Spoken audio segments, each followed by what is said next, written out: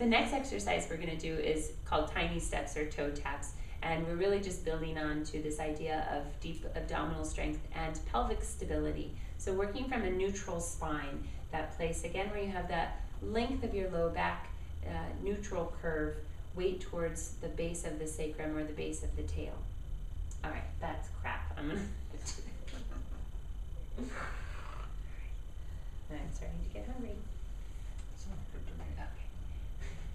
The next exercise we're going to do is called tiny taps or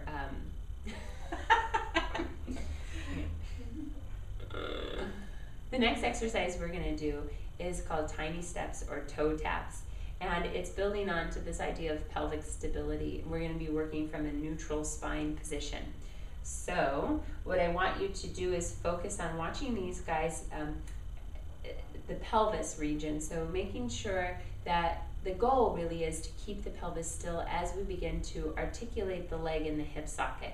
And this is really, really foundational for a later exercise called leg circles that we're going to be working on. So we're going to start with a single leg toe tap. So just working with one leg. Put your hands on the front of your hips. And again, this just gives you a better sense of if you're truly keeping the pelvis still. The goal of this exercise, again, is to keep the pelvis evenly weighted from right to left and from top to bottom, or maintaining that neutral as you move the leg. So we're going to start with an inhale, prepare. And as you exhale, always engaging the deep abdominals first, feeling that sandwiching front to back and side to side. And at the end or midway through that exhale, the right leg is going to float up. So the knee stays at a 90-degree angle. And as the leg comes up, the pelvis stays perfectly still.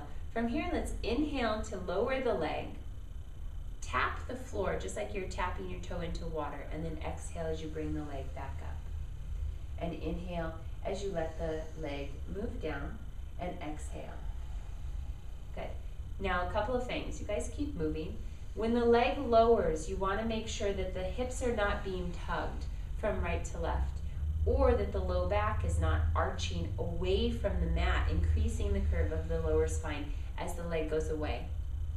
The other thing to be mindful of is that the ribs aren't popping up or pulling away from the floor as the leg moves down and away.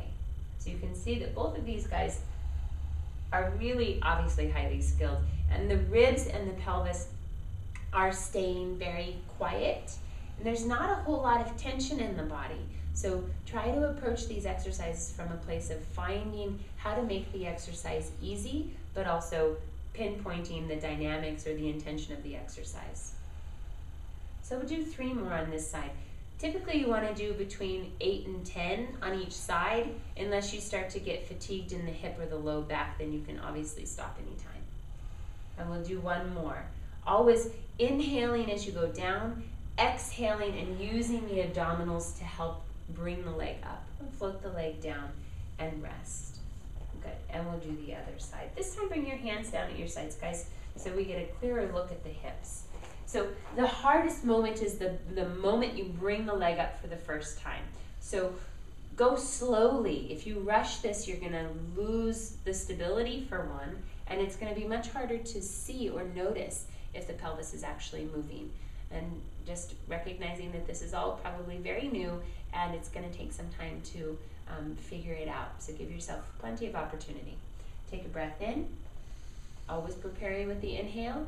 Exhale, they're going to deepen the abdominals, and once they feel steady, they float the left leg up.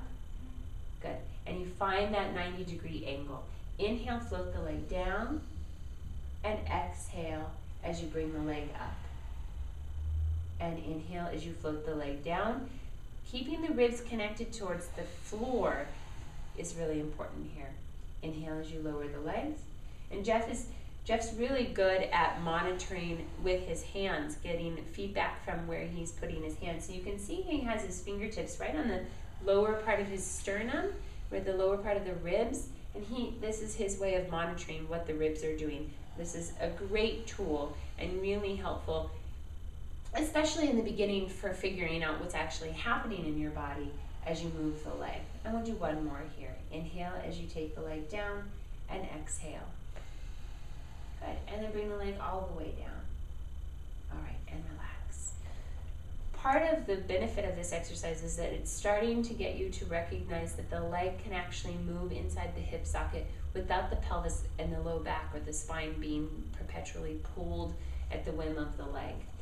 We're going to add on a little bit here and do alternating toe taps, which is pretty significant increase in challenge. So what I want you guys to do is, as we begin, I want you to do it the wrong way for a moment, and I want you to let your low back arch, and I want you to let your ribs come up. So we get a sense of what typically can happen here if we're not using the abdominals enough. So let's start by lifting the left leg. So inhale, prepare, and exhale, engage the belly. And so bringing one leg up at some point becomes fairly easy, and this is after some practice. But then you lift the other leg up. So you guys are going to lift that other leg up, and you're going to let the ribs come up. Yeah. And let the ribs pooch and pop. Yeah. So a lot of times what happens is this leg comes up, you lose the stability and connection in the center. So bring one leg down, and then the other leg down. And we'll show it the wrong way one more time. Take a breath in, bring the left leg up first. So they've got real great stability the first time. Take another breath in. But then as soon as that other leg comes up, you can see, you noticed quite clear in Gloria that the ribs popped up and she had a little wobbling and lifting in the spine. Bring the leg down one at a time again. All right, so what we're looking for is a stillness and a stability connection between the ribs and the pelvis. Inhale, exhale, bring the left leg up. And then watch how much real deep effort and concentration it takes to bring that other leg up. There you go, as you bring that right leg up. Good. So you can see that the work is really deeply in the front abdominals to keep the spine still. And so now we do tiny taps alternating. You're going to inhale the right leg down and exhale, bring it up. And inhale the left leg down and exhale, bring it up. Working to bring the breath into the back body so that you can maintain a strong abdominal connection. Now this is a slow version of the alternating leg where you complete one movement with one leg before the other leg moves. And I'm going to just back up a little bit so you can see both of these guys and go into a little faster, true alternating. So inhale one side, exhale the other side.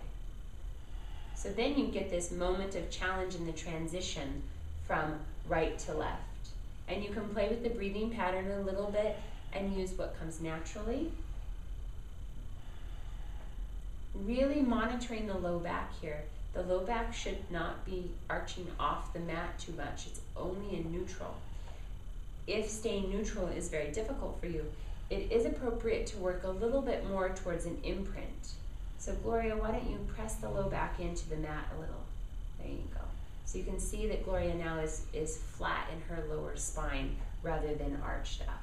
And then bring one leg down and bring the other down to finish and relax. And then it's nice to do a little leg sway here side to side and bring the legs into the chest for a moment and give yourself a little low back stretch. So just pulling the knees into the chest and stretching the low back. Good. And then rest.